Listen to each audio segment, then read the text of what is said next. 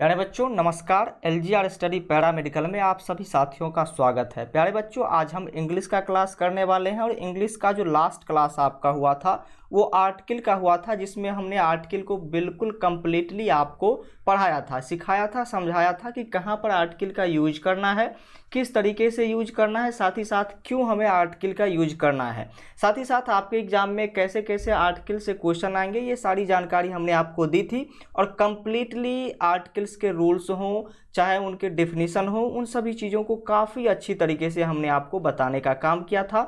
और आज के क्लास में हम ये जानेंगे कि आपके एग्जाम में जो ऑब्जेक्टिव्स क्वेश्चन आएंगे आर्टिकल से संबंधित वो किस टाइप के क्वेश्चन आएंगे, किस टाइप के क्वेश्चन आएंगे, इसका लेवल क्या रहेगा, ये सारी चीज़ें देखेंगे। और इसमें से लगभग 30 क्वेश्चन हम आपको कंप्लीट कराएंगे, जिससे बाहर जो है एक भी क्वेश्चन जाने वाला नहीं है। तो आइए फर्स्ट क्वेश्चन की ओर बढ़ते हैं और फर्स्ट नंबर क्वेश्चन को सबसे पहले देखने की कोशिश करते हैं। प्यारे बच्चों आपके एग्जाम में इसी तरीके से क्वेश्चन लिखा रहेगा। वैसे बहुत सारे क्लास में आप देखेंगे कि इस तरीके से आपको क्वेश्चन लिखा हुआ जो है नहीं देखने को मिलेगा, लेकिन आपके एग्जाम में जो है इसी तरीके से क्वेश्चन लिखा रहेगा और इसमें से आपको क्वेश्चन का आंसर देना होगा। तो यदि ये पूरा सेंटेंस सही है तो फिर तो ठीक है, वरना कोई लाइन यदि गलत है या फिर ए वाला लाइन गलत हो या फिर बी वाला लाइन गलत हो या फिर सी वाला लाइन गलत हो, तब आपको आंसर ए, बी या फिर सी जहाँ पर जो गलत होगा वो करना है। वरना यदि कोई गलती नहीं हो इस सेंटेंस में तो फिर नो एरर वाले सेंटेंस यानी कि ये जो ऑप्शन आपका डी है इस पर आपको क्लिक करते चलनी है। तो ये सारी चीज़ें आपको समझ में आ गई होगी कि किस तरीके से आपके एग्जाम्स में क्वेश्चन आएंगे। अब देखिए ये सारे जो क्वेश्चन है इसमें सभी में जो एरर जो होंगे वो आर्टिकल से संबंधित एरर ही होंगे और वो एरर आपको चूज करना होगा। तो first of all first question आपके सामने जो है इसमें कहा जा रहा है the new railway line will greatly improve. यहाँ तक तो सही है भाई साहब। Transport and communication in eastern part of the country. देखिए यहाँ पर हमने आपको बताया था कि जहाँ किसी भी दिशा वाली बातें हो तो उस वहाँ पर जो है किस तरीके से आपको जो है आर्टिकल का यूज करना है, इंडेफिनिट आर्टिकल की का जो है आपको यूज करना है या फिर डेफिनिट आर्टिकल का यूज करना है। ये सारी चीज़ें हमने रूल्स में आपको बता रखी है। अब यहाँ पर देखिए एक बार इस सेंटेंस को, in eastern part of the country क्या लिखा हुआ है, रेलवे लाइन क्या किया गया है भाई साहब, ग्रेटली इम्प्रूव किया गया है ट्रांसपोर्ट एंड कम्युनिकेशन के लिए in eastern part of the country. Country के ईस्टर्न पार्ट में इसको क्या किया गया है भाई साहब, शिफ्ट किया गया है। तो यहाँ पर हमें जो एरर लग रहा है, ये एरर जो लग रहा है भाई साहब, ये द लगना चाहिए ईस्टर्न से पहले, यहाँ पर जो है इन द हो जाएगा, इन द, क्योंकि किसी भी दिशा के को जानने के लिए उससे पहले हम आर्टिकल का यूज करते हैं। कहीं पर भी किसी सेंटेंस पे यदि कोई दिशा दिया रहे तो उससे पहले आपको आर्टिकल द का यूज करना है, यानी कि डेफिनिट आर्टिकल का यूज करना है। और इस सेंटेंस में आप देख रहे हैं कि रेलवे लाइन को कहाँ पर जो है इंप्रूव किया गया है भाई साहब, ईस्टर्न पार्ट में इंप्रूव किया गया है। तो ईस्टर्न पार्ट क्या है, डेफिनिट है, डेफिनिट है ईस्टर्न पार्ट, ऐसा नहीं है कि ईस्टर्न पार्ट डेफिनिट नहीं है। तो इसलिए द ईस्टर्न पार्ट यहाँ पर लिखना काफ़ी जरूरी होगा। तो एरर जो था हमारे सी लाइन्स में था, तो सी ऑप्शन आपको करनी होगी। दूसरा नंबर क्वेश्चन आपके सामने है, Sunil is a best student in our class. Sunil क्या है भाई साहब, एक बेस्ट स्टूडेंट है, सुपरलेटिव डिग्री का यूज किया गया है, गौर कीजिएगा। In our class at present, at present क्या है भाई साहब, फिलहाल में जो है सुनील हमारे क्लास का सबसे बेटर स्टूडेंट है, सॉरी बेस्ट स्टूडेंट है। तो यहाँ पर दूसरे नंबर क्वेश्चन में जो है सुपरलेटिव डिग्री का यूज किया गया है नाउन में, और जहाँ कहीं भी सुपरलेटिव डिग्री का यूज नाउन में किया गया हो वहाँ पर हमें आर्टिकल और नहीं द यूज करना होगा, यानी कि डेफिनिट आर्टिकल यूज करना होगा। क्योंकि डेफिनिट बातें हैं, कौन बेस्ट है क्लास में, तो सुनील बेस्ट है, तो इसलिए यहाँ पर अ का यूज तो बिल्कुल नहीं होगा, यहाँ पर द का यूज होगा। तो यहाँ पर जो है ए एरर आपका रहा, ए वाले लाइंस में आपका एरर रहा। इसी तरीके से सभी लाइंस को समझने की कोशिश करिएगा और सीखते समझते चलिएगा। तीसरा नंबर क्वेश्चन आपके सामने है, we have carefully considered the importance of issues raised in the report. देखिए यहाँ पर क्या कहा जा रहा है भाई साहब, we are carefully considered the importance of issue. हमारा जो इशू है उस के इम्पोर्टेंस को हम क्या कर रहे हैं भाई साहब, केयर कर रहे हैं, बिल्कुल कंसीडर कर रहे हैं। और कब कंसीडर कर रहे हैं, रेज्ड इन द रिपोर्ट, यानी कि रिपोर्ट जब एकत्रित किए हैं उसके बाद हम अपने क्या कर रहे हैं भाई साहब, हम अपने चीज़ों, हमारा जो इशू है उसको हम देखने की कोशिश कर रहे हैं। तो यहाँ पर जो वी हैव केयरफुली कंसिडर्ड, यहाँ तक तो सही है। द इम्पोर्टेंस ऑफ इशू, यहाँ पर गलती है। अब यहाँ पर कहाँ गलती है ये आप खोजने की कोशिश कीजिएगा। यहाँ पर जो द का यूज किया जाएगा ये इशू के पहले यूज किया जाएगा। कहाँ पर, इशू के पहले भी द लगेगा, क्योंकि आपके पास यदि कोई इशू है, कोई ऐसी चीज़ें हैं तो ये बिल्कुल जो है डेफिनेट है कि हमारे पास जो है कोई इशू है, तो ये इशू जो है तो बिल्कुल डेफिनेट है, इसलिए यहाँ पर द का यूज किया जाएगा, तब जा करके ये सेंटेंस पूरा होगा। तो इसलिए यहाँ पर बिल्कुल करेक्ट आंसर जो इसका हो जाएगा बी ऑप्शन में। आपका यहाँ पर गलती निकला तो बी ऑप्शन आपका इनकरेक्ट हुआ, तो इसलिए आंसर बी ही होगा, क्योंकि हमें इनकरेक्ट वाले सेंटेंस को ही खोजना है। चलिए चौथा नंबर आपके सामने है और चौथे नंबर में पूछा जा रहा है Ravi prefers self employment to job in any office. Ravi क्या कर रहा है भाई साहब, प्रीफेयर कर रहा है किसी भी जॉब में, किसी भी ऑफिस में इसको एक सेल्फ एम्प्लॉयमेंट का जॉब मिल जाना चाहिए, इसके लिए प्रीफेयर कर रहा है। तो यहाँ पर रवि प्रीफेयर्स सेल्फ एम्प्लॉयमेंट, यहाँ तक तो सही है।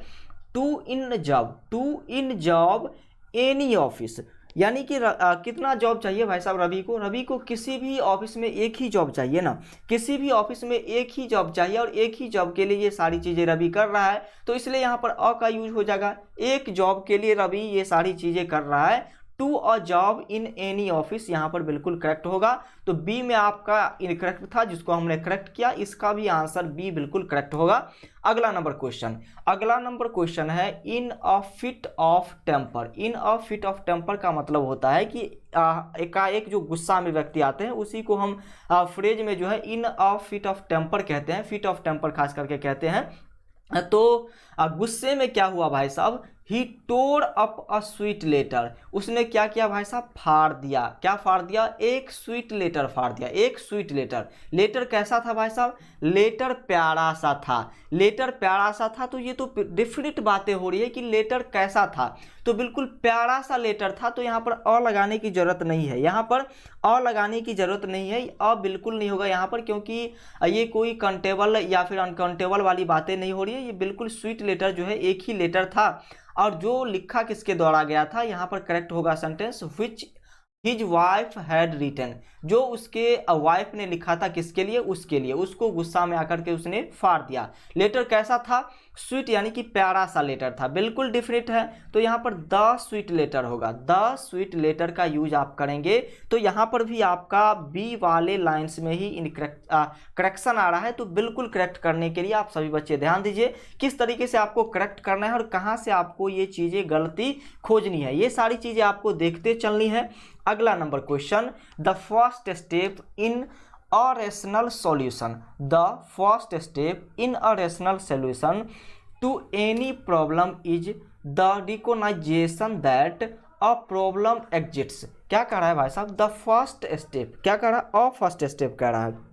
अ फर्स्ट स्टेप यहाँ पर कहा जा रहा है।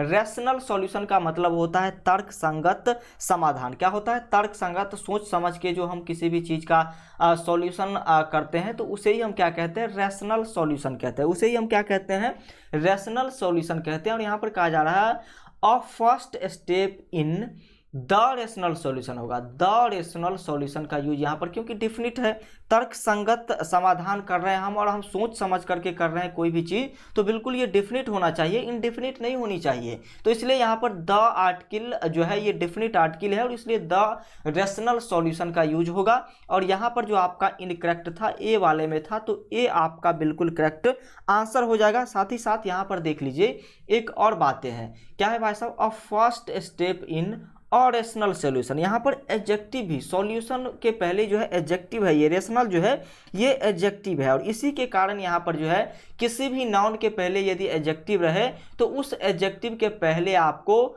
द आर्टिकल यानी कि डिफिनिट आर्टिकल लगा करके उस सेंटेंस को पूरा करना है। लेकिन ये तो इनडेफिनिट था तो इसलिए अ को काट करके यहाँ पर द आपको लगानी होगी। इसका बिल्कुल करेक्ट आंसर हुआ।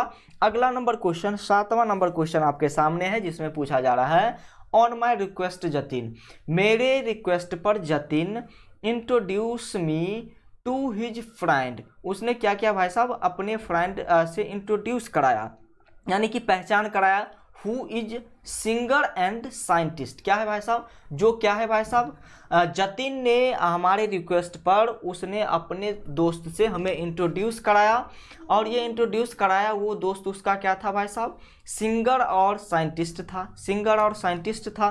तो कोई व्यक्ति एक ही सिंगर या फिर एक ही साइंटिस्ट हो सकता है ना, एक ही साइंटिस्ट, जो भी गुण होगा वो उसी एक ही व्यक्ति में होगा ऐसा नहीं, तो इसलिए यहाँ पर डिफिनिट होना चाहिए, हु इज अ सिंगर हो जाएगा यहाँ पर, हु इज अ सिंगर, वह क्या था, एक सिंगर था, ऐसा नहीं कि बहुत सारा सिंगर था, भोजपुरी का भी था, मैथिली का भी था, उसके बाद हम कह लेते हैं कि इंग्लिश का भी था, हिंदी का भी सिंगर था, कोई एक ही लाइन का सिंगर होगा, तो इसलिए इसका बिल्कुल करेक्ट आंसर अ सिंगर लगाने से who is a singer and scientist, who is a singer and scientist यहाँ पर करेक्ट होगा। तो बी ऑप्शन सी ऑप्शन आपको यहाँ पर टिक करनी है, सी में बिल्कुल करेक्शन था, सी ऑप्शन को आपने देखा। चलिए आगे बढ़ते हैं, 8वां नंबर क्वेश्चन आपके सामने है। 8वें नंबर क्वेश्चन में कह रहा है the teacher drew an attention of the boys to the importance of regular practice. Teacher ने क्या किया भाई साहब, टीचर ने एक अटेंशन क्रिएट किया, और ये अटेंशन क्यों क्रिएट किया, बॉयज के साथ ये अटेंशन क्रिएट किया to the importance of regular practice. Regular practice के लिए टीचर ने एक अटेंशन यानी कि हम जिसे कहते हैं कि चेतावनी कह लें या फिर जो भी कहें, वो चेतावनी आपके टीचर भी देते होंगे किसी चीज़ के प्रैक्टिस के लिए, तो वही बातें कहा जा रहा है यहाँ पर, the teacher attention an attention, यहाँ पर क्या कहा जा रहा है, एन अटेंशन, जो कि बिल्कुल गलत है। एन अटेंशन, एक अटेंशन नहीं होता है भाई साहब, अटेंशन का कोई गिनती नहीं है, तो इसलिए यहाँ पर द का यूज किया जाएगा। यदि अटेंशन है तो बिल्कुल है, डिफिनिट है तो डिफिनिट आर्टिकल का हम क्यों ना यूज करें यहाँ पर, the attention of the boys the importance of regular practice, यहाँ पर बिल्कुल आपका करेक्ट हुआ सेंटेंस, और 8वें नंबर सेंटेंस का जो आंसर हुआ वो बी हो गया। आगे बढ़ते हैं, अब हम 9वें नंबर क्वेश्चन पर आ चुके हैं और 9वें नंबर क्वेश्चन को देखने की कोशिश करेंगे।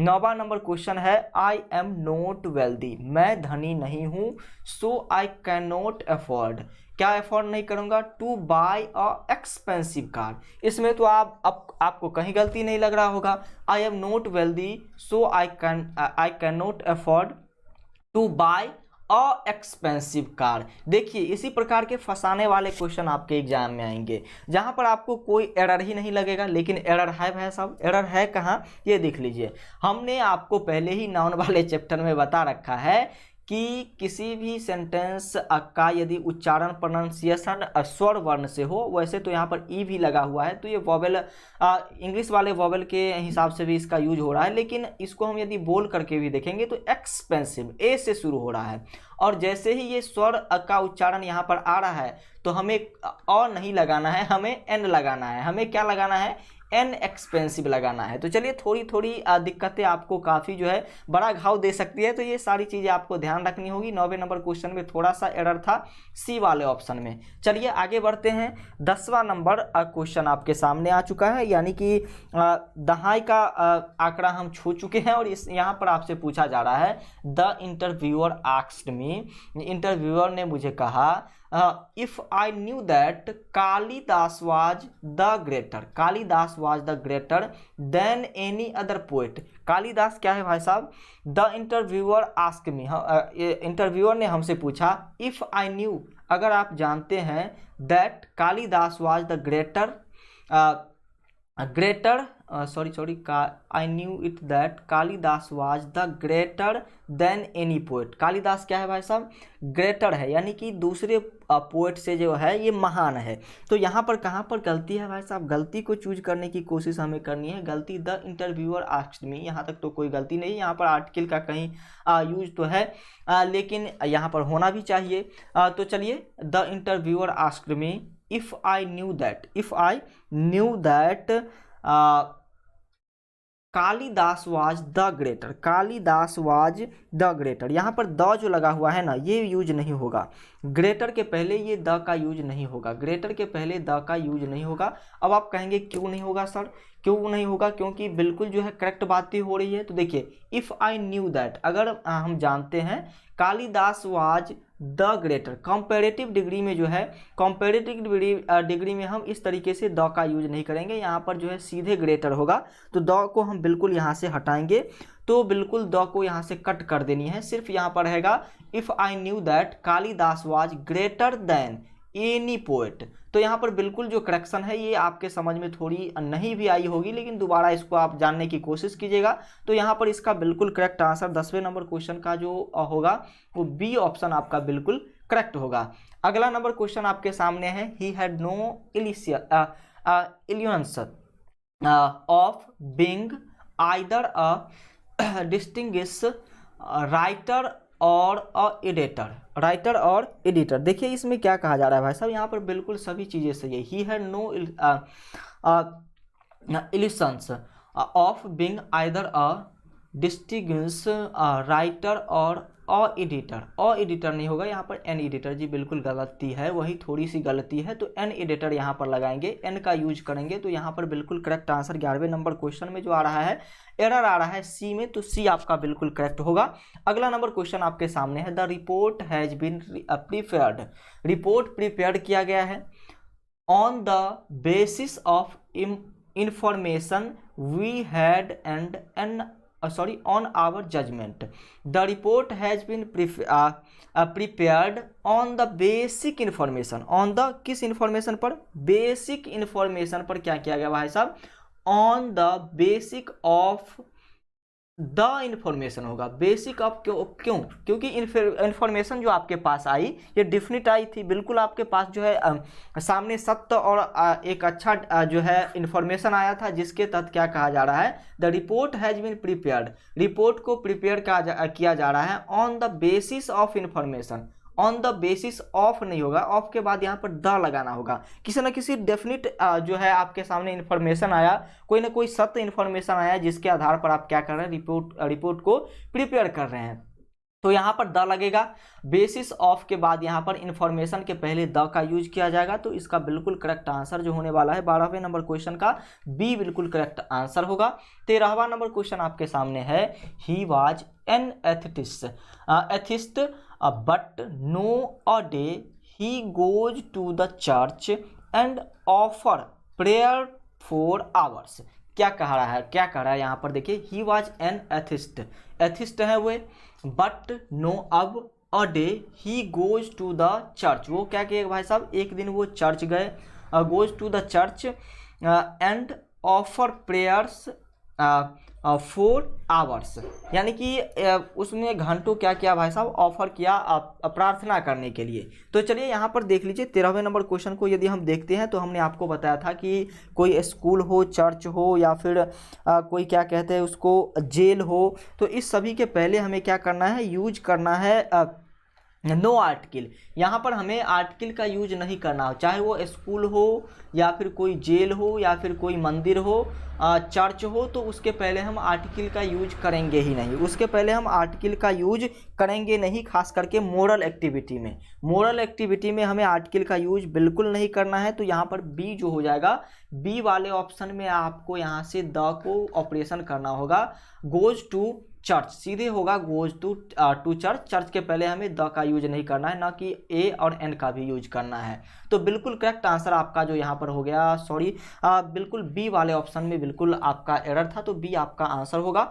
अगला नंबर क्वेश्चन आपके सामने है, it is only after the war, it is only after the war, किस वार की बात हो रही है भाई साहब, किसी वार की, कोई भी वार, किसी भी लड़ाई की बात हो रही है, is over that people realise how bad it was, यह कितना बुरा था। किसी भी भाई साहब, किसी भी युद्ध को, यानी कि युद्ध को देखने के बाद, उसके खात्मा होने के बाद पीपल को रियलाइज होता है, लोगों को ये एहसास होता है कि यह कितना बुरा था, यह कितना बुरा था। किसी भी वार की यहाँ पर बात हो रही है, क्या हो रही है, किसी भी वार की बात हो रही है, तो इसलिए यहाँ पर अ का यूज हो जाएगा। It is only after a war, only after a war होगा, ओनली आफ्टर, यानी कि किसी एक वार के खत्म होने के बाद लोगों को पता चलता है कि कितना बुरा इसका एहसास रहा। तो चलिए अ का यूज यहाँ पर करेंगे। अ का यूज क्यों करेंगे भाई साहब, क्यों करेंगे अ का यूज, तो ये जो है कोई डिफिनिट नहीं है, कोई डिफिनिट नहीं है, तो हम यहाँ पर द का यूज कर नहीं सकते हैं। लेकिन कहा जा रहा है किसी न किसी एक वार, कोई एक लड़ाई यदि खत्म होती है, उसके बाद लोगों को, आप भी अपने भाई बहन में लड़ते होंगे, लेकिन उसके बाद आपको पता लगता होगा भाई हमने बहुत बुरा किया, हमने मार खा करके बहुत बुरा किया, या फिर अपने छोटे भाई को मार करके बहुत बुरा किया। तो ये चीज़ें रियलाइज होती है किसी एक लड़ाई के बाद, तो उस लड़ाई के लिए यहाँ पर हम अ का यूज करेंगे, क्योंकि ये लड़ाई हो नहीं रही है, सिर्फ यहाँ पर एहसास कराया जा रहा है। जैसे कि आपके माता पिता भी एहसास कराते होंगे कि लड़ो तब पता चलेगा, एक बार लड़ो तब पता चलेगा, तो वो लड़ाई हो नहीं रही है, सिर्फ यहाँ पर वो आपको समझा रहे हैं, वही बातें यहाँ पर भी हो रही है, तो इसलिए अ वार हो जाएगा। यदि कोई डिफिनिट वार रहता, कोई चर्चा पानीपत के युद्ध का या फिर किसी युद्ध का चर्चा यहाँ पर रहता, तो उस युद्ध के नाम के बाद जो है यहाँ पर द का यूज किया जाता, पहले द का यूज किया जाता, सॉरी। तो यहाँ पर बिल्कुल करेक्ट आंसर अ लगाने से ये आपका बिल्कुल करेक्ट होता है, तो यहाँ पर ए आपका बिल्कुल करेक्ट आंसर होगा। आगे बढ़ते हैं, अगला नंबर क्वेश्चन, और ये क्वेश्चन देखिए, the Ganges is for north India, is for north India, what Krishna is for south India. Ganga क्या है भाई साहब, किसके लिए है, नॉर्थ इंडिया के लिए है, व्हाट, लेकिन क्या कृष्णा जो है साउथ इंडिया के लिए है, ये पूछा जा रहा है। तो साउथ इंडिया के लिए तो कृष्णा है, तो यहाँ पर देख लीजिए the Ganges is for north India, यहाँ तक तो बिल्कुल करेक्ट है, लेकिन व्हाट द कृष्णा ना होगा भाई साहब, हमने आपको बता रखा है कि किसी भी नदी के नाम के पहले आपको द लगानी है, तो यहाँ पर द का यूज हो जाएगा। कृष्णा एक नदी का नाम है, तो इसलिए इसका बिल्कुल करेक्ट आंसर जो होने वाला है, बी वाले ऑप्शन में करेक्शन था, तो बी आपका बिल्कुल करेक्ट आंसर 15वें नंबर क्वेश्चन के लिए होगा। आगे बढ़ते हैं और आगे की चीज़ों को अब देखने, सीखने, समझने की कोशिश करते हैं, लेकिन आगे बढ़ने से पहले आपको बता दें कि हमने आपको ये क्वेश्चन यहाँ पर इसलिए कराया, इसमें आपको ज़्यादा समझ में आ नहीं रहा होगा, क्योंकि हमने नीचे में ऑप्शन भी नहीं रखा है, तो इसलिए सारी चीज़ें आपको उतना क्लियर हो नहीं रही होगी। लेकिन हमें तो बताना है भाई साहब कि आपके एग्जाम में इसी तरीके से क्वेश्चन आएंगे, तो फिर आप वहाँ पर जाकर के बुरे फंस जाएंगे, तो इसलिए हमने 15 क्वेश्चन इस तरीके से आपको कराए हैं, और 15 क्वेश्चन जो है बिल्कुल सिंपल वे में आपको हम कराने जा रहे हैं। तो यहाँ से स्टार्ट हुआ, फिर क्वेश्चन वही है, लेकिन एक लिखने का अंदाज यहाँ पर थोड़ा अलग किया गया है। तो भाई आइए एक एक क्वेश्चन को अब फिर से हम देखने की कोशिश कर रहे हैं और अच्छी तरीके से देखते चलेंगे फिर से। We generally don't have lunch, we generally don't have lunch but we always make sure to eat good breakfast. क्या कह रहा है भाई साहब, we generally don't have lunch, मैं हमेशा जो है लंच नहीं करता हूँ, बट लेकिन वी ऑलवेज मेक श्योर, अच्छा रहने के लिए क्या कर रहा है भाई साहब, इन्होंने ब्रेकफास्ट करते हैं। और हमने आपको बता रखा है कि किसी भी यदि चीज़ की बात हो, किसी भी खाने वाली चीज़ की बात हो, तो वहाँ पर आप आर्टिकल का यूज नहीं करेंगे, आर्टिकल का यूज वहाँ पर नहीं करेंगे। और यहाँ पर देख लीजिए, we generally don't have lunch but he always make sure to eat, क्या भाई साहब, eat good breakfast, eat good breakfast. तो यहाँ पर भी ब्रेकफास्ट में भी आपको क्या करना है, आर्टिकल का यूज नहीं करना है। लेकिन हमने आपको रूल्स में बताया था, यदि किसी भी मील के नाम के पहले, किसी भी भोजन के नाम के पहले यदि कोई एडजेक्टिव लगा हो, कोई एडजेक्टिव लगा हो, तब हम जाकर के क्या करेंगे, आर्टिकल का यूज करेंगे। और देख लीजिए यहाँ पर क्या लिखा है, गुड ब्रेकफास्ट लिखा हुआ, क्या, और ये गुड क्या है भाई साहब, गुड एडजेक्टिव है, गुड क्या है, एडजेक्टिव है, जो कि ब्रेकफास्ट के पहले लगा हुआ है, और इसलिए हम यहाँ पर आर्टिकल का यूज करेंगे। और इसमें तो आर्टिकल का यूज किया नहीं गया है, तो इस एडजेक्टिव के पहले हम यहाँ पर आर्टिकल का यूज करेंगे। और यहाँ पर जो आर्टिकल का यूज होगा, ये आर्टिकल का यूज क्या होगा, यहाँ पर अ गुड हो जाएगा, अ गुड हो जाएगा। यहाँ पर भी आप अ गुड लगाएंगे, किस पे है भाई साहब, to eat a good, to eat a good breakfast. तो आपको आर्टिकल आपको लगानी है भोजन के नाम के पहले भी, लेकिन उसके पहले आप देख लेंगे कि उसके पहले एडजेक्टिव है या फिर नहीं। तो यहाँ पर एडजेक्टिव था इसलिए ए लगा। वैसे आपको सही लग रहा होगा आप यदि रूल को अच्छी तरीके से पढ़े होंगे, लेकिन यही सारी चीज़ें तो यहाँ पर देखने को मिलती है। अगला नंबर क्वेश्चन है 17वें नंबर क्वेश्चन में आपसे पूछा जा रहा है, और 17वें नंबर क्वेश्चन में आपसे क्या पूछा जा रहा है, पैसेंजर्स आर वेटिंग। पैसेंजर्स क्या कर रहे हैं भाई साहब, वेटिंग कर रहे हैं for their trains at the platform 2। Platform का नंबर यहाँ पर दिया हुआ है, इसको गौर कीजिए। प्लेटफॉर्म का क्या दिया हुआ है, प्लेटफॉर्म का नंबर दिया गया है, प्लेटफॉर्म का नंबर दिया गया है।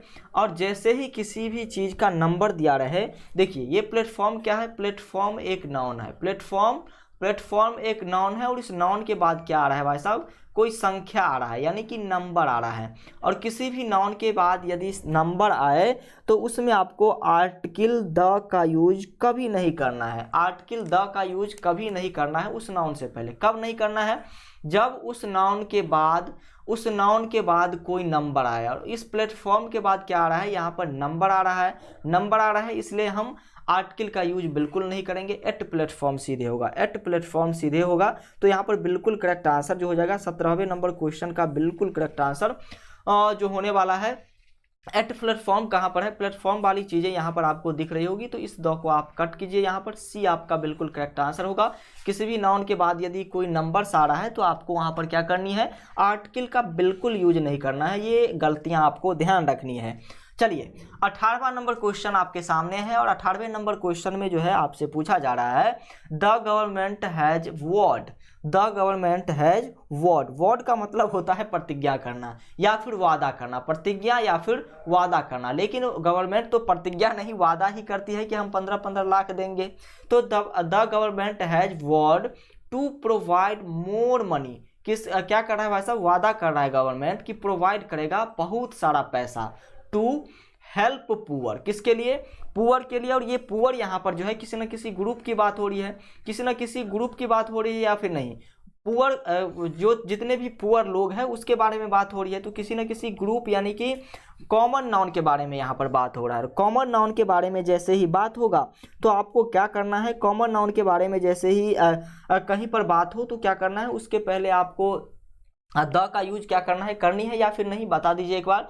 To help the poor, help the poor, यहाँ पर हेल्प द लगेगा भाई साहब, द लगेगा, क्योंकि किसी डिफरेंट यदि पुअर की बात, सीधे पुअर की बात हो जाती तो कुछ नहीं होता। लेकिन यहाँ पर कहा जा रहा है कि द गवर्नमेंट हैज वॉड, वादा किया, to provide more money, provide कराएगा कितना, बहुत सारा मनी, टू हेल्प पुअर, कैसे व्यक्ति के लिए, कि गरीब व्यक्ति का कोई समूह होगा उसके लिए। ऐसा नहीं कि इसमें गरीब लोग भी आ जाएंगे, गरीब जनता भी आ जाएंगे, सिर्फ गरीब के लिए करना है, इसलिए यहाँ पर द का यूज आपको करना होगा। तो इसका द बिल्कुल करेक्ट आंसर यदि करते हैं आप तो बिल्कुल करेक्ट आंसर यहाँ पर सी हो जाएगा। आगे बढ़ते हैं, अगला नंबर क्वेश्चन, यहाँ पर भी हम द लगा देते हैं ताकि आपको देखने में जो है अच्छा रहे, PDF जब आपको मिले। चलिए अगला नंबर क्वेश्चन आपके सामने है 19वें नंबर क्वेश्चन में पूछा जा रहा है, बताया जा रहा है, Sushmita Sen was scene talking her dog for walk at marine drive इन मुंबई। सुष्मिता सेन ने क्या देखा भाई साहब, उसके डॉगी को जो है कहाँ ले जाया जा रहा है, वॉक के लिए लिया जा रहा है, कहाँ, वॉक के लिए ले जाया जा रहा है मरीन ड्राइव में। कहाँ, मरीन ड्राइव मुंबई में। तो मुंबई में मरीन ड्राइव है, ये तो आप सभी बच्चे जानते हैं, लेकिन किसको, डॉगी को ले जाया जा रहा है। और ये वॉक जो यहाँ पर आपको लग रहा है, ये वॉक आपको लग रहा होगा कि ये वर्ब है। वॉक क्या है, वर्ब है, और किसी भी वर्ब के पहले आप क्या करेंगे भाई साहब, आर्टिकल का यूज तो करेंगे नहीं। और वही बातें यहाँ पर दी गई है कि आर्टिकल के पहले वर्ब के पहले आर्टिकल यहाँ पर यूज नहीं किया गया है। लेकिन इस वर्ब को आप यदि गौर से देखते हैं तो ये किसी न किसी कॉमन नाउन की तरह यूज हुआ है। किसके, कॉमन नाउन की तरह ये यूज किया गया है। किसी कुत्ता को जो है क्या किया जा रहा है भाई साहब, घुमाने के लिए ले जाया जा रहा है। और घुमाने के लिए ले जाया जा रहा है तो बिल्कुल ये स्पष्ट है कि ये जो है कॉमन नाउन की तरह यूज हो रहा है, तो इसलिए यहाँ पर जो है इसको हम कॉमन नाउन कहेंगे, ना कि वर्ब कहेंगे। ये वर्ब जो है कन्वर्ट हो रहा है किसमें, कॉमन नाउन में। और जैसे ही कॉमन नाउन आएगा किसी भी सेंटेंस के पहले, तो उसके पहले आपको जो है आर्टिकल लगाना पड़ेगा। तो अ वाक यहाँ पर आप लगाएंगे, ना कि द वाक लगाएंगे। तो अ यहाँ पर बिल्कुल करेक्ट आंसर आपका होगा। और ये जो करेक्शन आपके सेंटेंस में है ये किस में है, इसको देखिए एक बार गौर से। तो यहाँ पर सी वाले लाइन्स में जो है करेक्शन है, तो इसलिए बिल्कुल करेक्ट आंसर जो हो जाएगा यहाँ पर सी वाला आपका बिल्कुल करेक्ट होगा। अगला नंबर क्वेश्चन जो है द बोथ बॉयज प्लेड। लड़का जब खेलता है तो बहुत सारा लड़का खेलता है, लेकिन इसमें कितने लड़कों की बात हो रही है, सिर्फ 2 लड़कों की बात हो रही है। बहुत सारे लड़कों में से सिर्फ 2 लड़के की बात हो रही है। Played very well in the final game of tournament. दोनों लड़का क्या किया भाई साहब, टूर्नामेंट का जो फाइनल गेम था उसमें बहुत ही अच्छा खेला, उसमें बहुत ही अच्छा खेला। कौन सा लड़का खेला, 2 लड़का खेला भाई साहब, 2 लड़का। डेफिनेटली 2 लड़कों की बात यहाँ पर हो रही है, तो बिल्कुल डेफिनेट है। और डेफिनेट जैसे ही बातें हैं तो यहाँ पर क्या लगेगा भाई साहब, the both boys. The both boys नहीं होगा, यहाँ पर द तो लगा हुआ है लेकिन ये बिल्कुल गलत लगा हुआ है। इस द को काट करके यहाँ से यहाँ घुसा देंगे, बोथ द बॉयज होगा, दोनों लड़कों ने। बोथ द बॉयज, दोनों लड़कों ने। तो इस द को काट करके यहाँ पर आपको लगानी चाहिए थी। तो ये देख लीजिए कितना बड़ा बड़ा गलती है, और जो कितना छोटा छोटा गलती है जो आपको बड़ा लग रहा होगा। लेकिन आप जब प्रैक्टिस करेंगे हमारे साथ, और जब आपका एग्जाम का लास्ट टाइम आएगा, तो लगभग हम 100-200 क्वेश्चन जो है आपको प्रैक्टिस कराएंगे, ये 30 और 35 नहीं। तो इसलिए सिर्फ आप सभी बच्चे अभी देखते चलिए। तो यहाँ पर द का यूज कहाँ पर होगा, यहाँ पर। करेक्शन कहाँ मिला भाई साहब, करेक्शन मिला द, इसको काट करके यहाँ लगाना पड़ेगा। तो इसलिए ए वाले सेंटेंस में करेक्शन है, तो ए इसका बिल्कुल करेक्ट आंसर होगा। नेक्स्ट क्वेश्चन आपके सामने है, the management has decide. Management decide कर रहे हैं to set up its new centre in north part of the city. Management क्या कर रहा है भाई साहब, डिसाइड कर रहा है कि अपने जो क्या है भाई साहब, सेंटर है, इसको कहाँ शिफ्ट करना है, नॉर्थ पार्ट ऑफ सिटी, यानी कि सिटी शहर के किस पार्ट में शिफ्ट करना है, नॉर्थ में शिफ्ट करना है। तो नॉर्थ क्या है भाई साहब, नॉर्थ तो दिशा का नाम है। नॉर्थ जैसे ही दिशा का नाम है तो क्या हो जाएगा, अब आप कहेंगे कि द का यूज हो जाएगा, द का यूज होगा। और जी बिल्कुल किसी भी दिशा के नाम के पहले आपको द लगाना है। तो चलिए यहाँ पर बिल्कुल करेक्ट आंसर जो होने वाला है, in the part of in the north part of city. ये द यहाँ नहीं लगेगा, यहाँ पर ये द लगेगा। तो यहाँ पर बिल्कुल करेक्ट आंसर जो होने वाला है, बिल्कुल करेक्ट आंसर 21वें नंबर क्वेश्चन की यदि हम बात करते हैं तो जी बिल्कुल सी वाले में इन द नॉर्थ होगा, in the north. In the north यहाँ पर बिल्कुल करेक्ट हो जाएगा। Of city, of the city भी करेक्ट है, ऑफ द सिटी भी करेक्ट है, सॉरी यहाँ पर भी द लगेगा। ऑफ द सिटी पूरे को हम इरेज कर लेते हैं। यहाँ पर चलिए आगे बढ़ते हैं। In the city, in the north, in the north of the city. तो यहाँ पर बिल्कुल करेक्ट आंसर, किसी भी दिशा के नाम के पहले आपको आर्टिकल द का यूज करना है, यानी कि डेफिनेट आर्टिकल का यूज करना है। तो सी यहाँ पर बिल्कुल करेक्ट आंसर होगा आपका। आगे बढ़ते हैं और अगला नंबर क्वेश्चन है, लोवीना बार्घिन लोगीना बार्घिन हु वोन। ये जो है किसी न किसी विदेशी व्यक्ति का नाम है, और लगभग लोवीना ही, जी बिल्कुल लोवीना नाम ही है।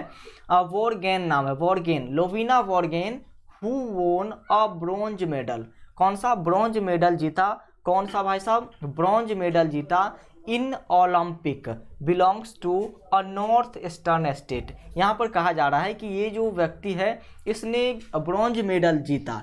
कहाँ पर जीता भाई साहब, ओलंपिक में। ये ओलंपिक कहाँ, ओलंपिक जो है ओलंपिक में जीता, लेकिन ये कहाँ से बिलोंग करता है, बिलोंग्स टू और north eastern state. North eastern state तो कहा जा रहा है, लेकिन बिल्कुल डेफिनेट नहीं है कि नॉर्थ ईस्टर्न स्टेट में जो है ये व्यक्ति कहाँ से बिलोंग कर रहा है, कहाँ का ये व्यक्ति है। उस जगह का नाम बिल्कुल यहाँ पर जो है बताया नहीं जा रहा है। और जैसे ही बताया नहीं जा रहा है किसी भी जगह का नाम, तो यहाँ पर क्या हो जाएगा भाई साहब, ये स्पेसिफिक जो है दिशा नहीं बता रहा है, स्पेसिफिक दिशा नहीं बता रहा है।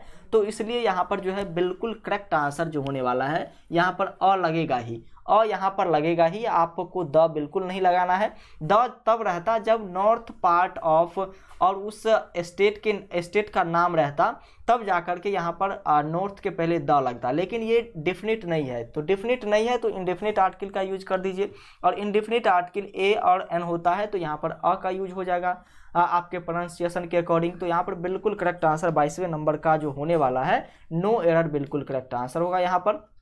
आगे बढ़ते हैं। 23वां नंबर क्वेश्चन आपके सामने है, the opposition parties can take the heart from the latest opinion polls conducted by various media outlets. Opposition party जो है, कोई अभी चुनाव होते रहता है तो आप देखेंगे कि जो पार्टियां होती है वो उस चुनाव के नतीजों को बिल्कुल जो है गौर से देखते रहेगा, और वही बातें यहाँ पर कही जा रही है कि the opposition party can take the heart, take the heart. Take the heart वाले शब्द को सबसे पहले आप समझिए, ये एक फ्रेज है, TAKE टेक, HEART हर्ट। और ये टेक हर्ट जो फ्रेज है, फ्रेज जो है ये टेक हर्ट, इसका मतलब क्या होता है? टेक हर्ट फ्रेज का मतलब होता है दिल थामना। क्या होता है? दिल थामना। दिल थाम करके बैठिए, आपका डांस शुरू हो रहा है, वही बातें यहाँ पर कही जा रही है। तो बिल्कुल द अपोजिशन पार्टी कैसे बैठे हुए हैं भाई साहब? Can take the heart.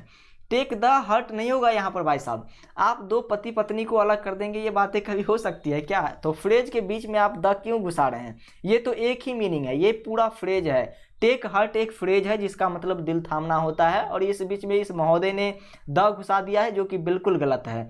तो यहाँ पर टेक हर्ट सिर्फ होगा, इस बीच में मीनिंग द घुसाने की जरूरत नहीं है, क्योंकि ये दोनों का मतलब एक ही होता है। पूरा यदि आप मिलाएंगे तब जाकर के एक अर्थ निकलेगा, दिल थामने वाली। और अपोजिशन पार्टी जो है किस तरीके से बैठी हुई है भाई साहब? दिल थाम करके बैठी हुई है। फ्रॉम द लेटेस्ट ओपिनियन, लगातार जो ताज़ा ओपिनियन आ रहा है, पोल आ रहा है, conducted by various media outlets, जो किसके द्वारा कंडक्ट कराया जा रहा है? मीडिया के द्वारा। तो चलिए यहाँ पर द का यूज नहीं होता, तो बिल्कुल करेक्ट आंसर जो हो जाएगा सी वाले ऑप्शन में होगा, या फिर किस में होगा? The opposition party can take the heart. तो चलिए ए वाले ऑप्शन में, ए आप बिल्कुल करेक्ट कर लीजिएगा। आगे बढ़ते हैं। अगला नंबर क्वेश्चन आपके सामने है, in an interview, in an interview, एक इंटरव्यू में Ramesh revelled that he is taller of the twins. Twins का मतलब होता है जोड़ा, ट्विंस का मतलब जोड़ा होता है। तो यहाँ पर कहा जा रहा है कि एक इंटरव्यू में रमेश रिवेल्ड, रमेश ने क्या किया भाई साहब? रिवेल्ड किया।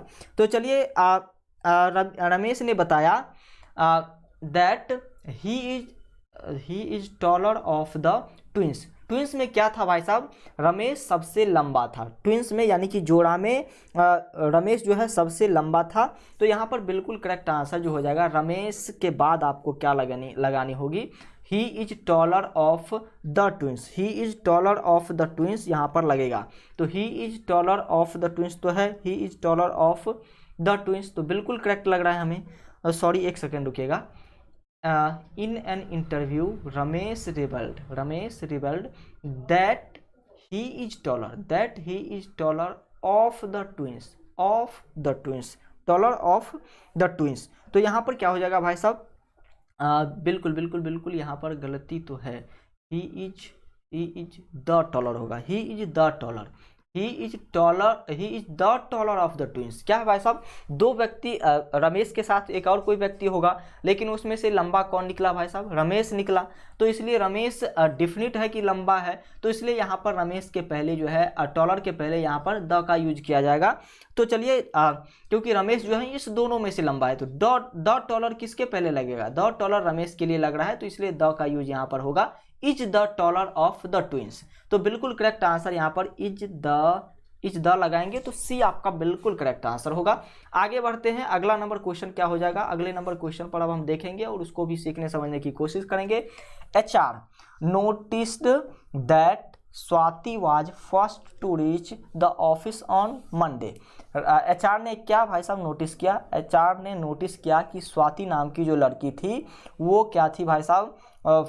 Swati was first to reach the office on Monday. Monday को जो है सबसे पहले ऑफिस आने वाली लड़की कौन थी? स्वाति थी। ऑफिस आने वाली लड़की मंडे को सबसे पहले कौन थी? स्वाति थी। और स्वाति वाज द फर्स्ट हो जाएगा। क्या हो जाएगा, क्योंकि ये सबसे पहली लड़की थी तो इसलिए द का यूज यहाँ पर हो जाएगा। Swati was the first to reach the office on Monday, तो Swati was the first. B में आपका बिल्कुल करेक्शन है, तो बी आपका बिल्कुल करेक्ट आंसर हो जाएगा। बी में आप सभी बच्चे लगा लीजिएगा गौर से। एक बार में यदि इस वीडियो को आप नहीं समझते हैं तो रिपीट कर लीजिएगा। अगला नंबर क्वेश्चन आपके सामने है। 26वां नंबर क्वेश्चन में कहा जा रहा है in a recent post. Post तो अब आप सभी बच्चे सोशल मीडिया पर करते होंगे, तो वही बातें कहा जा रहा है। In a recent post on social media, Shilpa Shetty के बारे में जानते हैं। शिल्पा शेट्टी ने रिसेंट पोस्ट में सोशल मीडिया पर लिखी that integrity of husband is beyond doubt. Shilpa Shetty ने क्या किया भाई साहब, सोशल मीडिया पर एक पोस्ट किया जिसमें उसने लिखा कि उसके हस्बैंड जो है क्या कर रहे हैं भाई साहब, इंटीग्रिटी कर रहा है। इंटीग्रिटी का मतलब क्या होता है भाई साहब, इंटीग्रिटी का मतलब होता है हम कहते हैं ना कि एक दूसरे पर संदेह करना, वही संदेह वाली बातें हो रही है, तो संदेह करना हो जाता है। Of her husband is beyond doubt, क्या कर रहा है भाई साहब, डाउट कर रहे हैं इसके हस्बैंड इसके ऑनेस्टी पर, किसके, शिल्पा शेट्टी के ऑनेस्टी पर उसके हस्बैंड के द्वारा जो है डाउट किया जा रहा है। तो चलिए यहाँ पर बिल्कुल जो हमें लग रहा है, in a recent post on social media Shilpa Shetty wrote that के बाद यहाँ पर 26वें नंबर क्वेश्चन में जो लगेगा, 26वें नंबर क्वेश्चन में Shilpa Shetty wrote that integrity of the sorry एक सेकेंड रुकिएगा।